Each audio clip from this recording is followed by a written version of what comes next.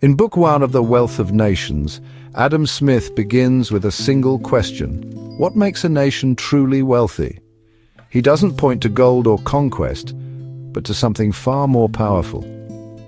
Smith opens with a famous example, the pin factory.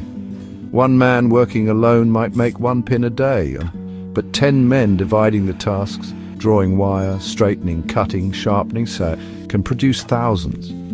This is the power of it increases dexterity, saves time, and encourages invention. Specialization, Smith argues, is what turns effort into prosperity. But what enables specialization? People can specialize only when they can trade their surplus for what they need. This leads to the rise of systems of voluntary exchange. And at the center of those markets, Smith explains how money evolves naturally, not by design, as a common medium to simplify trade. Next, he turns to prices. Every good, he says, has two values. It's how useful it is, and it's what it can command in trade. Labor, in Smith's view, is the true measure of value. He introduces a core idea: the of anything is the toil and trouble required to produce it. Smith also explores wages, profits, and rent.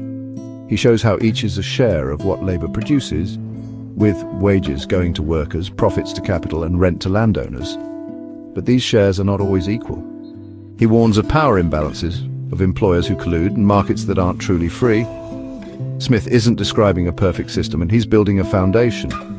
In Book 1, he gives us the tools: division of labor, value and price, wages, profit and rent. Together, they explain how economies grow, not through control or force, but through the patient multiplying power of human labor, freely exchanged. The real wealth of nations, he tells us, begins not in banks, but in the humble act of making and trading.